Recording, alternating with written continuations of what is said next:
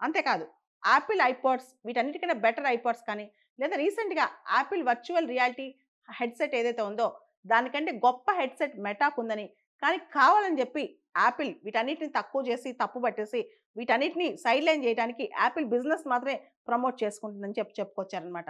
అంతేకాదు Apple products ఎవరైనా develop చేయాలనుకుంటే, ఆ డెవలపర్స్ మీద 30%, 40% టాక్స్ కానీ, వాళ్ళకి సంబంధించిన ఈ లాయల్టీస్ కానీ కట్టమని అడుగుతుందని, దానివల్ల ఎవరు కూడా యాపిల్ ప్రొడక్ట్స్‌ని టచ్ చేయట్లేదని కూడా చెప్పుకొచ్చారు.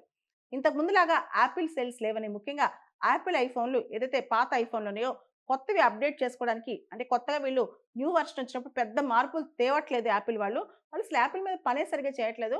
ఎప్పుడో స్టీవ్ జాబ్స్ పని చేశాడు. 20 సంవత్సరాల నుంచి ఆ పని మీదే వీళ్ళందరూ అనుభవిస్తున్నారని చెప్పి కూడా ఆయన చెప్పుకొచ్చారనమాట. కాంపిటీషన్ డిస్కరేజ్ చేస్తూ వీళ్ళు కావాలని చెప్పి మా ప్రొడక్టే బెస్ట్ అనుకుంటున్నారు. యాపిల్ సేల్స్ బాగా పడిపోతున్నాయని కూడా మార్క్ జుకర్బర్గ్ చెప్పుకొచ్చారనమాట.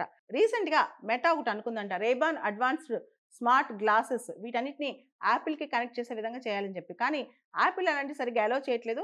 అసలు యాపిల్ ప్రొడక్ట్స్‌కి అవి ఫిక్స్ అయ్యే విధంగా, సీమ్‌లెస్‌గా కనెక్ట్ అయ్యే విధంగా యాపిల్ ఎంకరేజ్ చేయట్లేదని కూడా ఆయన చెప్పుకొచ్చారనమాట. యాపిల్ కేవలం తన ప్రొడక్ట్సే, యాపిల్ డివైసెస్ ఏదైతే ఉన్నాయో వాటిని మాత్రమే యాపిల్ ఫోన్స్ కానీ, యాపిల్ ప్రొడక్ట్స్ కానీ కనెక్ట్ అయ్యే విధంగా చేస్తుంది. ఈ కనెక్షన్ ప్రోటోకాల్స్ అన్ని యాపిల్ కావాలని అలా తయారు చేస్తుంది.